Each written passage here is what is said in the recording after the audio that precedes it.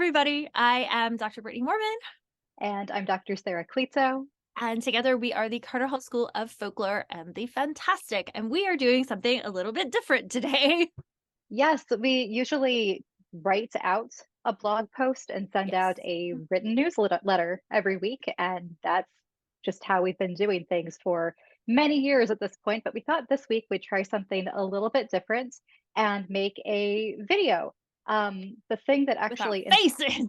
with our, yes, thank you for that clarification, Brittany, with our actual human faces. Well, it's I say that just because it does feel a little weird because now we're used to now just doing things live, and we were talking right before we started about how it was like I don't know if I can do this like with the proper energy because it's just you. Like Like, thanks a lot, man. I you said it to me first.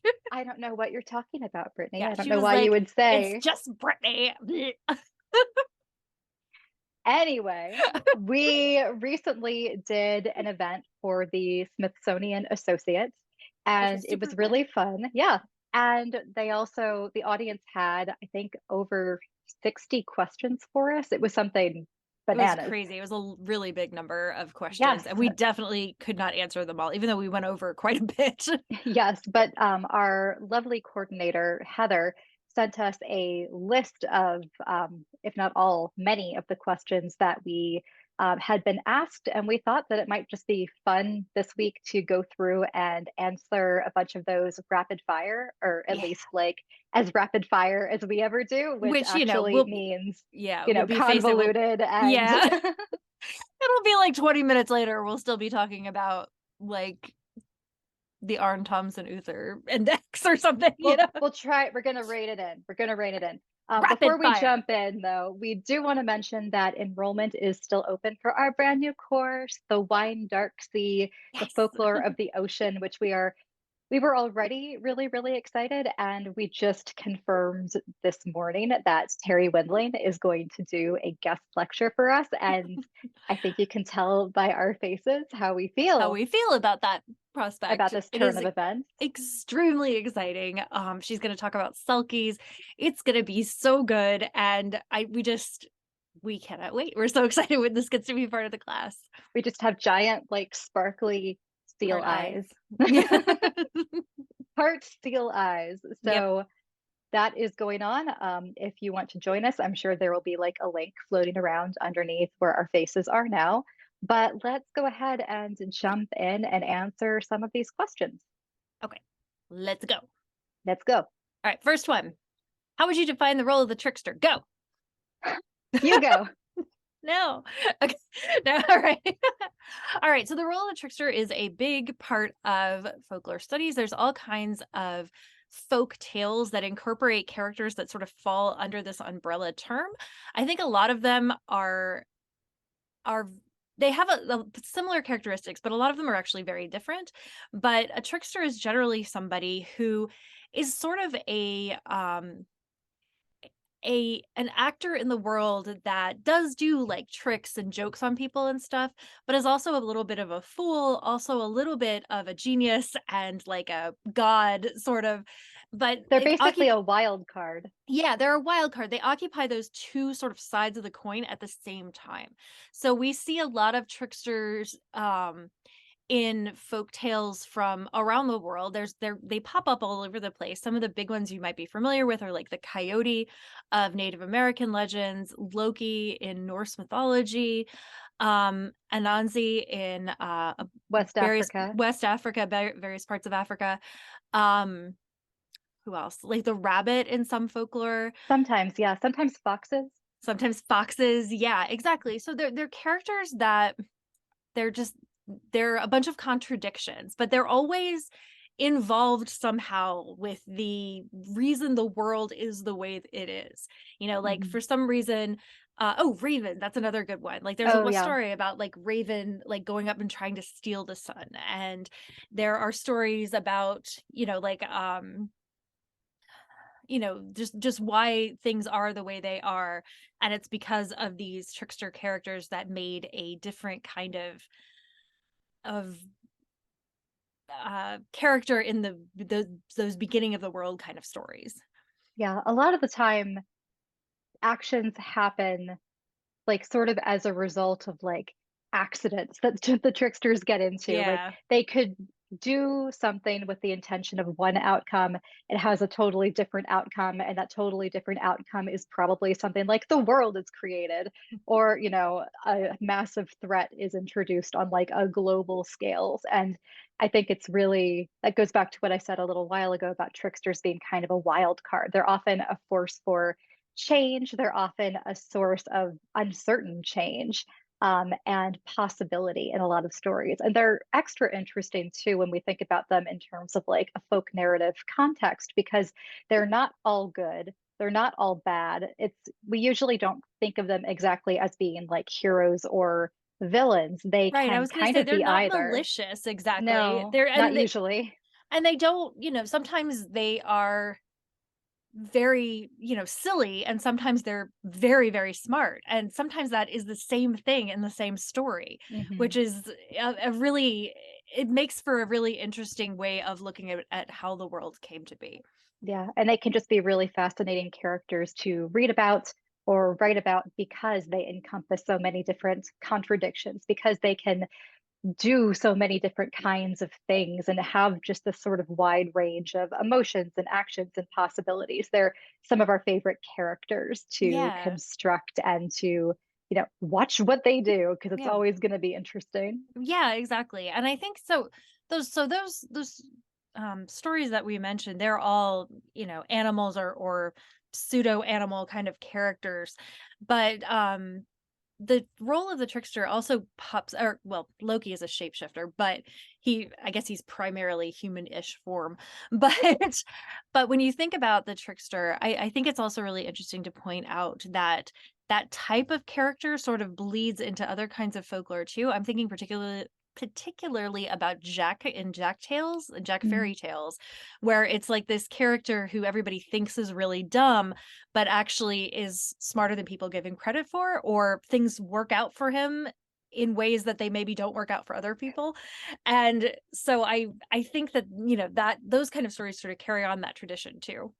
Yeah, that's a really good point. Jack often succeeds because of luck or because of trickery or cunning, not usually, the most heroic characteristics that we can think of, but it does always kind of work out for him. He is very trickster-like.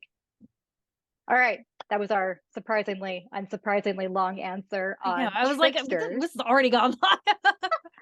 All right, our next one, you're going to have to answer this one, Brittany, is in the MCU, is Loki an anti-hero, Thor the hero, and say Hela the villain in the third Thor movie?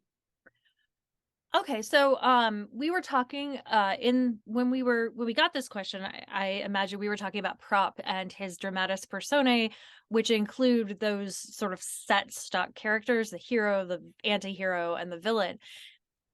And so the MCU is a little bit different because, the Marvel universe isn't a fairy tale exactly. So you can't really, it's hard to apply those kinds of terms to something that isn't a Russian fairy tale. Let's be, if we're going to be super specific, but a fairy tale in general. So, um, that said, within the world of the third Thor movie, which I have seen, um, I would say that yeah, those characters are embodying those roles.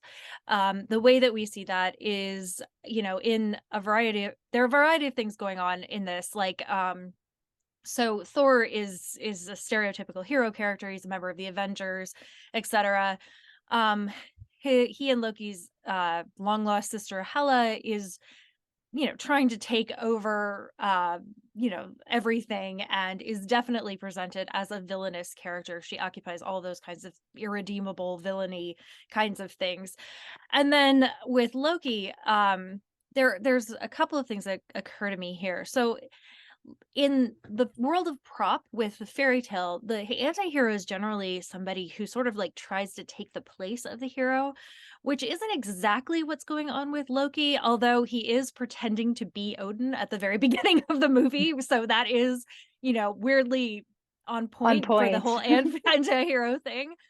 But but he is more I would say that he is more of an antihero in, like, the literary sense of what an antihero is, like a Byronic hero, a tortured hero, a hero who's not always good, but, like, sometimes is good, that kind of thing, as opposed to an antihero in props terms, which apply to fairy tales, which apply to somebody trying to sort of take credit for the thing that the hero of the story did. Does that make Cool. sense at all? Something like that? I think so. I mean, I haven't seen any of the movies, so it's difficult for me to say, but sure. Yeah. Sure, yeah. Yeah. Go Yeah. go on. Yeah, definitely. Okay, our next question is, does a fairy tale have to have a villain? That's a very interesting question. And pretty much the truth is that there are no like real hard and fast rules that are true like 100% of the time for pretty much any folk narrative. As soon as you say like they always have to have X, you will find a fairy tale that does not have X. And then you have to just kind of throw everything out the window or adopt kind of a more flexible understanding of what these categories are.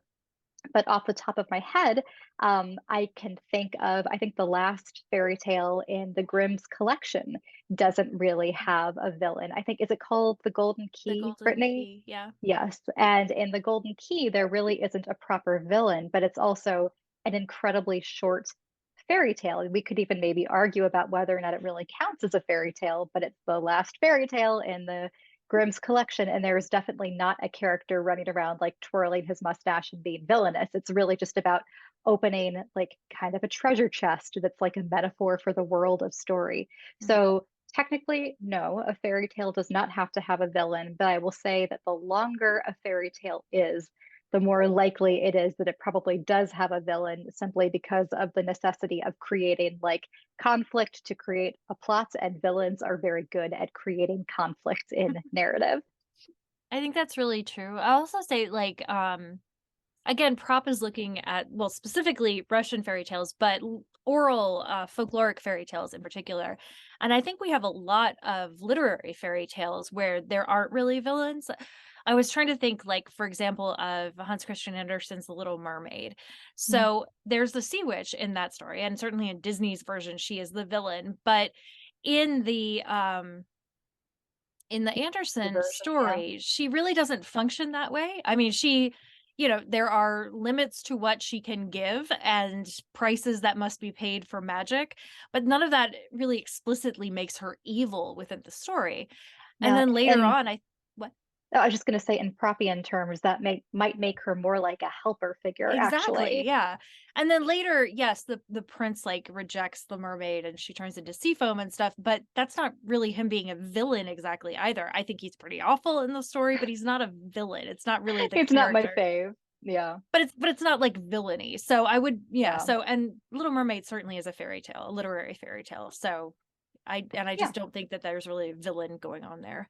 And then I also think there are other uh, probably Anderson fairy tales where but other fairy tales too, but I'm thinking about like The Little Match Girl, for example, which is commonly referred to as a literary fairy tale in which there isn't really a villain except for like capitalism and something like that. So I don't know if that really counts within those terms either.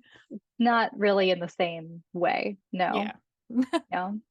Okay, so the next one is, would the fairy tales of Oscar Wilde be an example of literary fairy tales? Yes. Yes. Look, a nice short answer. A Yes, nice short those answer. are Yes, they are some of the best literary fairy tales. They're yeah, wonderful. they're some of our favorites. Yeah. Okay. In your opinion, what did George MacDonald, the 19th century Scottish minister who wrote fantasy slash fiction that influenced Tolkien and others, contribute to your speciality?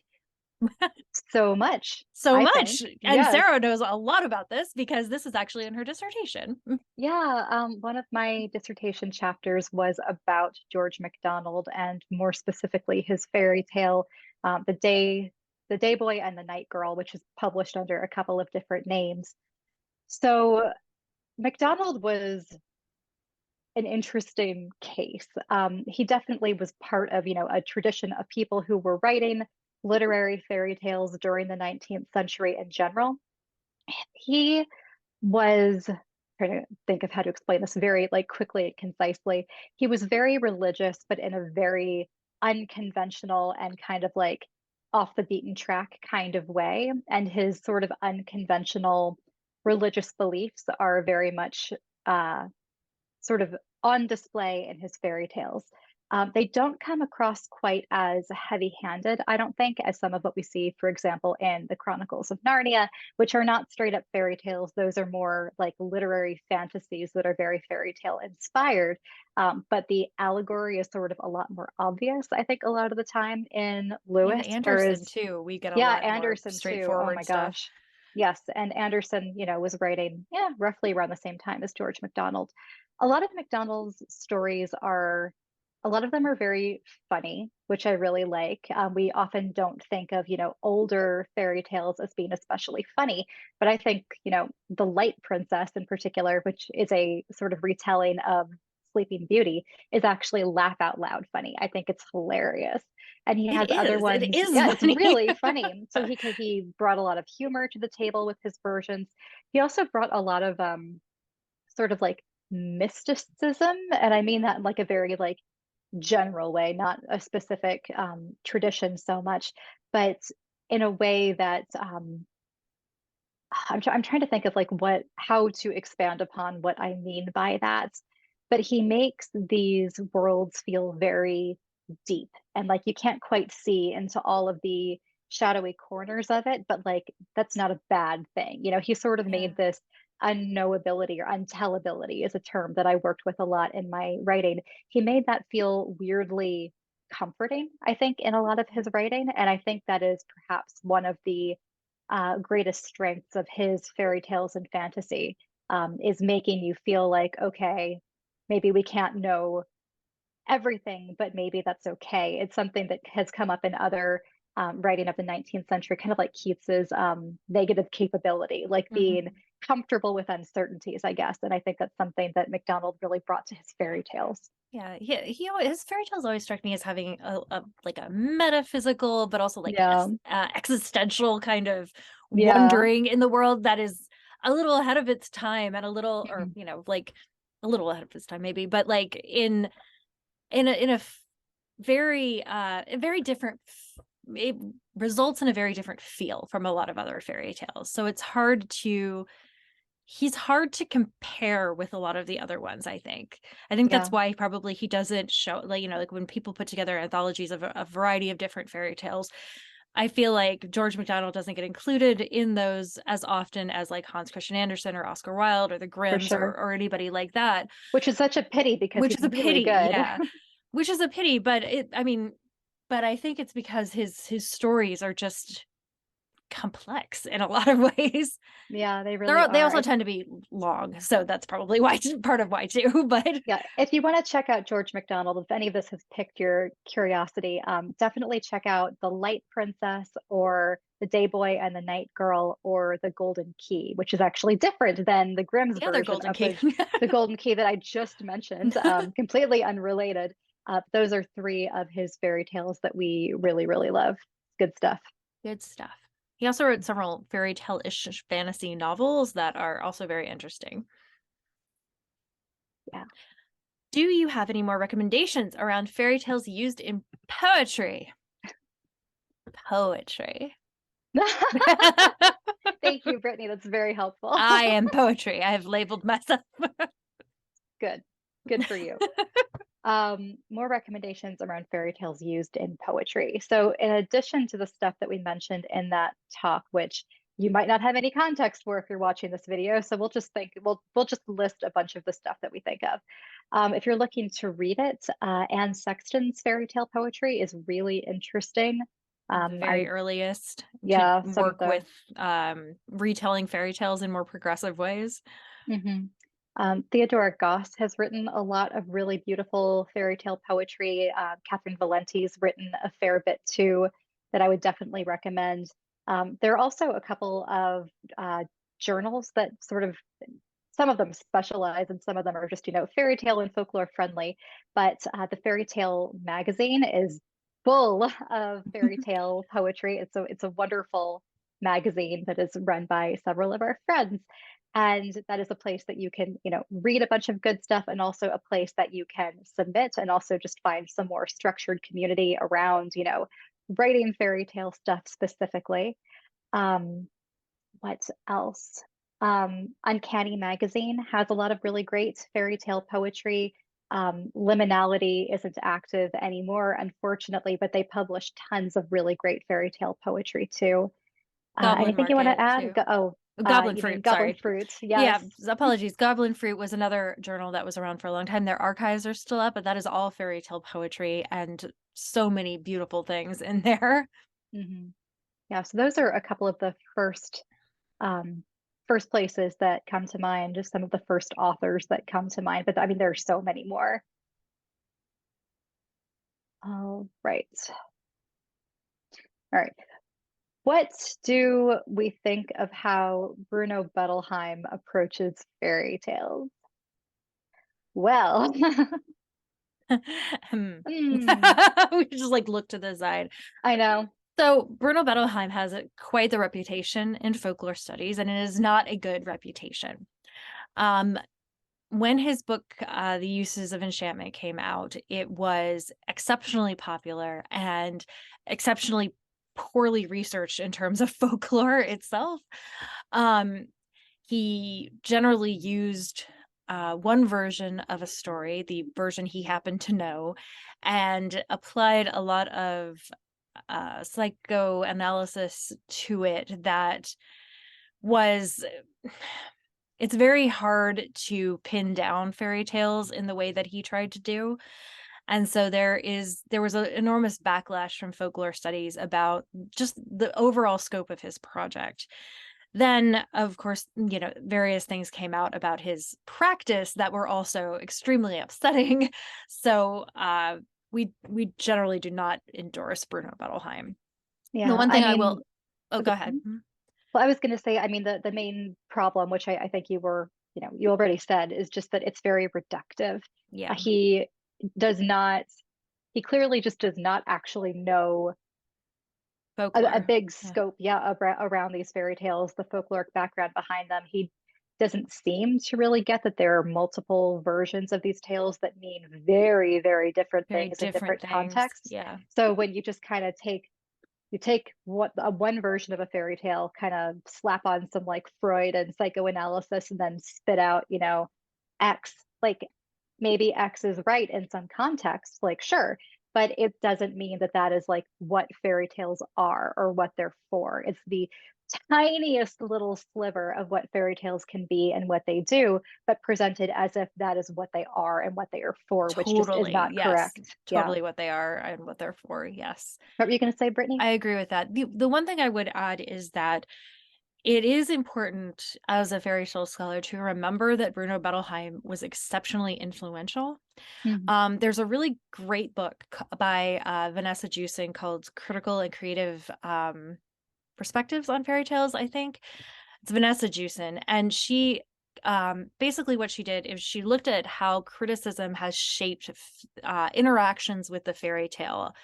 So she looked at some of the big critical stuff that came out about fairy tales and tried to see how they had an impact on the world.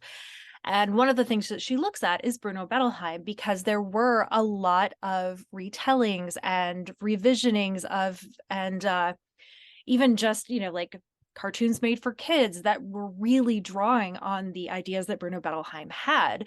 So when when looking at those texts, you have to remember that everybody was like really in love with the concepts of Bruno Bettelheim, and that is important for understanding this particular text, even though it doesn't necessarily apply to every version of that fairy tale that ever existed.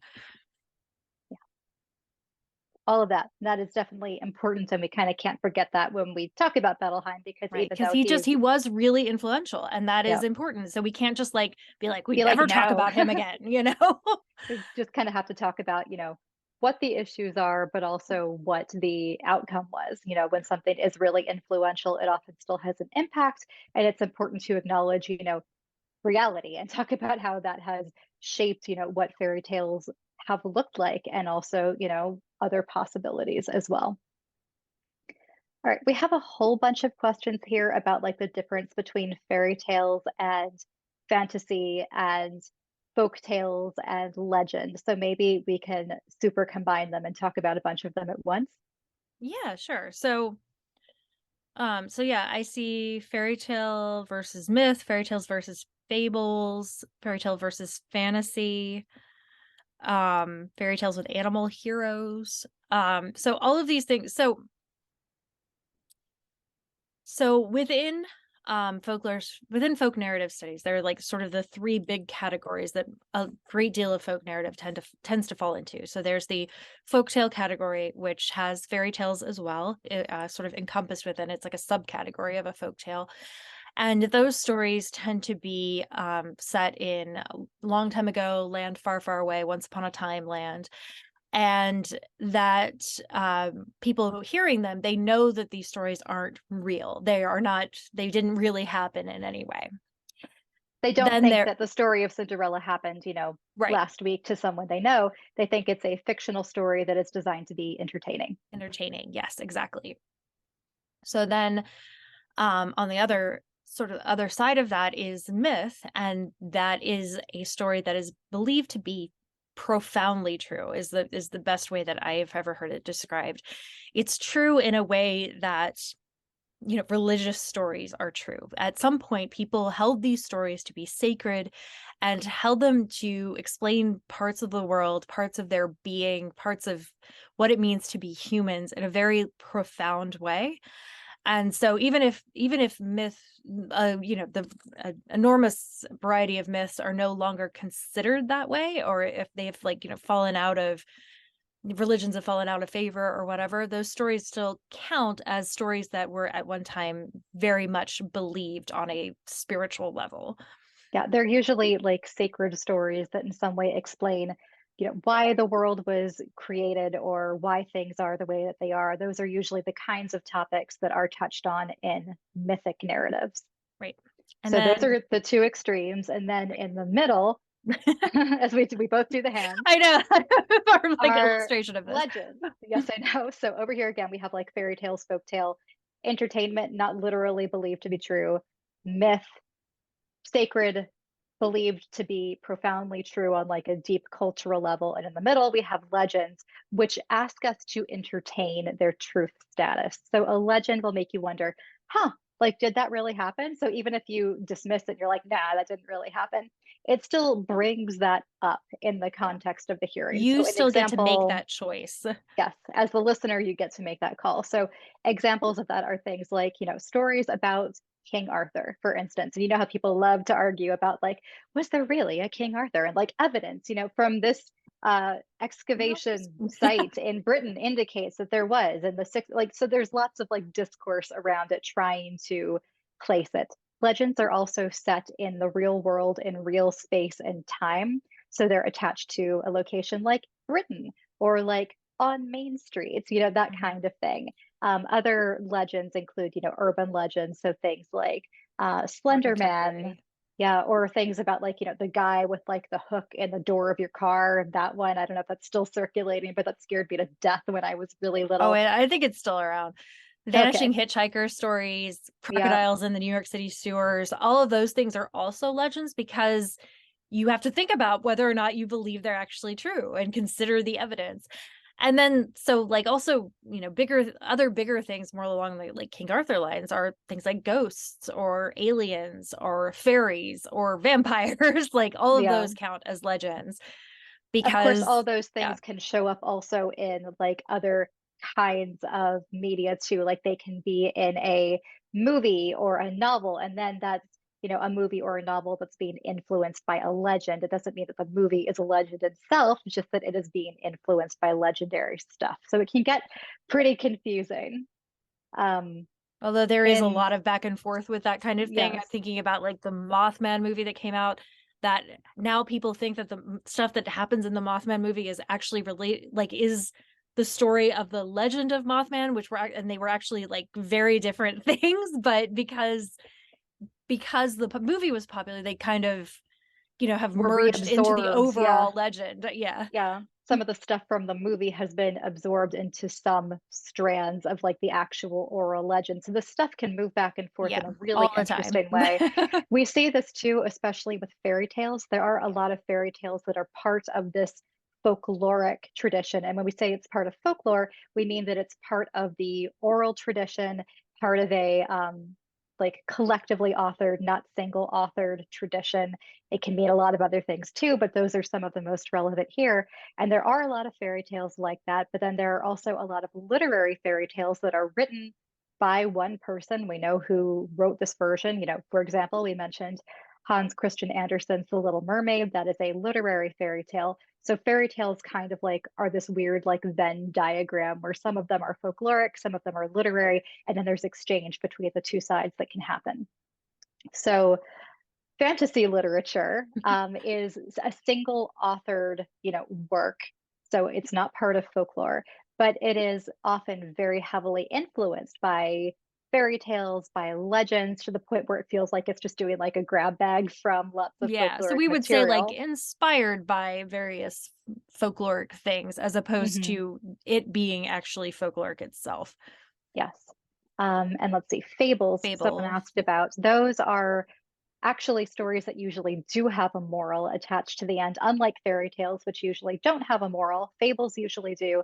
And fables are stories that have like talking animal characters, like Yeah. primarily about talking animals. To illustrate some sort of human conundrum of some sort. Yes. Okay, I think, was that all of them? I think that was all the ones I saw. If we come up with another one, we'll go in Okay. again. Well, that's probably good. I think we've been talking for a while now. Oh, have we? Oh, dear. I think so.